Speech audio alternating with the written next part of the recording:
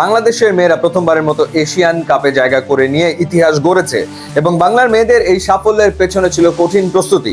Asian কাপের বাছাই পর্বে খেলতে যাওয়ার আগে বাংলাদেশ দুটো প্রস্তুতি ম্যাচ খেলেছিল, একটা জর্ডানের বিপক্ষে এবং একটা ইন্দোনেশিয়ার বিপক্ষে।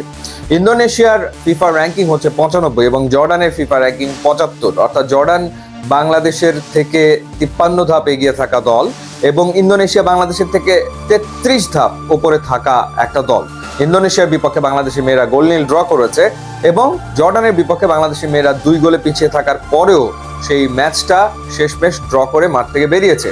এর ফলাফল পাওয়া গেছে এশিয়ান কাপের বাছাই পর্বে 36 ধাপ উপরে থাকা বাহরাইনকে বাংলার মেয়েরা 57 গোলে হারিয়েছে এবং র্যাঙ্কিং এর 55 নম্বরে থাকা মিয়ানমারকে 2-1 গোলে হারিয়ে নিশ্চিত করেছে এশিয়ান কাপে খেলা। একটা এশিয়ান কাপে বাংলাদেশ পৌঁছে গেছে, আর একটা এশিয়ান কাপে বাংলাদেশের ছেলেরা রয়েছে। হংকং এর বিপক্ষে অক্টোবরে খুবই গুরুত্বপূর্ণ ম্যাচে মুখোমুখি হতে যাচ্ছে বাংলাদেশ। ইনফ্যাক্ট এক সপ্তাহের ভিতরে দুবার হংকং এর মুখোমুখি হতে হবে, একবার ঘরে একবার ওদের ওখানে গিয়ে। তো তার আগে ফিফা ফ্রেন্ডলি ম্যাচে বাংলাদেশ মুখোমুখি হতে যাচ্ছে নেপালের।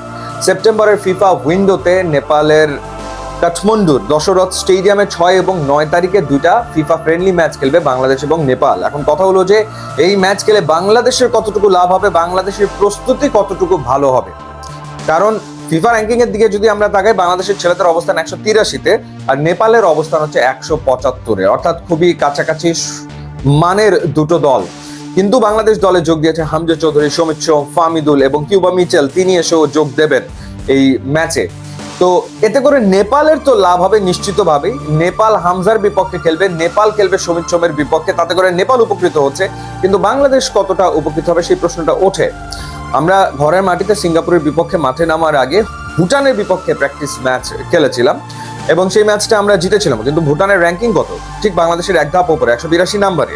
আমরা কিন্তু সিঙ্গাপুরকে ঘরের মাটিতে হারাতে পারিনি। তো তারপর বাংলাদেশ ফুটবল ফেডারেশন চিন্তা করছিল যে দলটাকে ইউরোপে নিয়ে সেখানে কোনো প্রতিপক্ষের বিপক্ষে খেলানো যায় কিনা, এবং আমরা শুনেছিলাম যে অনেকগুলো দেশের সাথে যোগাযোগ চলছে বাংলাদেশ ফুটবল ফেডারেশনে। কিন্তু সেই যোগাযোগ শেষ পর্যন্ত কি হলো কে জানে। 2-1টা দল আগ্রহ প্রকাশ করেছিল, কিন্তু দেখা গেল যে না, ইউরোপে আর বাংলাদেশে যাওয়া হচ্ছে না প্রস্তুতি নিতে এবং আলটিমেটলি বাংলাদেশ খেলবে নেপালের বিপক্ষে। তো যেটা বলছিলাম যে হংকং কিন্তু যথেষ্ট শক্তিশালী একটা দল, সেটা ভুলে গেলে চলবে না। র্যাঙ্কিং এ বাংলাদেশের থেকে 30 ধাপ এগিয়ে থাকে, 153 নম্বরে রয়েছে হংকং।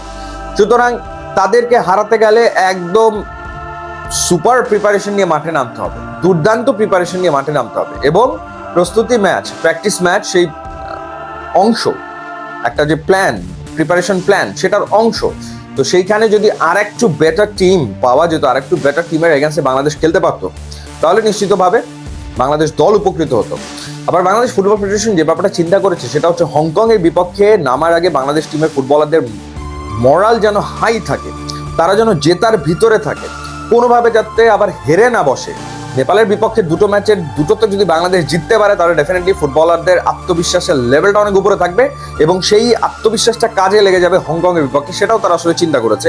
আমি কথা বলেছি 2-1জনের সাথে, তারা সেটাই বলেছে যে আত্মবিশ্বাস ঠিক রাখাটা জরুরি। নেপালের বিপক্ষে 2টো জয় বাংলাদেশ টিমটাকে বুস্ট আপ করতে পারে এবং সেটা হংকং এর বিপক্ষে কাজে লেগে যেতে পারে। হ্যাঁ, সেটা হতেই পারে, সেই ঘটনা ঘটতেই পারে। আবার এমন হতে পারে যে আরো বেটার অপোনেন্টের এগেইনস্টে বাংলাদেশ যদি খেলতো তাহলে বাংলাদেশ নিজেদেরকে আরো শক্তপোক্তভাবে প্রিপেয়ার্ড করে নিতে পারতো, ভুল ত্রুটিগুলো তারা প্র্যাকটিস ম্যাচেই ধরে ফেলতে পারতো এবং সেগুলো শুধরে তারা হংকং এর বিপক্ষে নামতে পারতো। তো যাই হোক, সেটা আসলে হয়নি। এখন নেপালের বিপক্ষে 2টো ম্যাচ, তাও ভালো যে বাংলাদেশ 2টো ম্যাচ খেলবে। সো এটাও ইম্পর্টেন্ট যে 2টা ম্যাচ খেলা, 2টা ম্যাচ খেললে সেখানে আমাদের প্লেয়ারদের বোঝাপড়া হওয়াটা জরুরি। কারণ হামজা তো সবে এসছেন মাত্র, সমিত সোমও মাত্র এসছেন, একটা মাত্র ম্যাচ খেলেছেন, ফামিদুলও মাত্র একটা ম্যাচ খেলেছেন, কিউবা মিচেল আসবেন। সুতরাং তারা যদি অন্তত পক্ষে গোটা 2-1 ম্যাচ একসাথে খেলেন তাতে করে বাংলাদেশের টিম বন্ডিংটা ভালো হবে, যেটা রেজাল্ট আসলে পাওয়া যেতে পারে। খুবই গুরুত্বপূর্ণ ম্যাচ হংকং এর বিপক্ষে, সেখানে দেখা যাক কি হয়। ইউটিউব, ইনস্টাগ্রাম লিঙ্ক দেওয়া আছে, আপনারা যোগ দিলে খুবই খুশি হবো। অ্যান্ড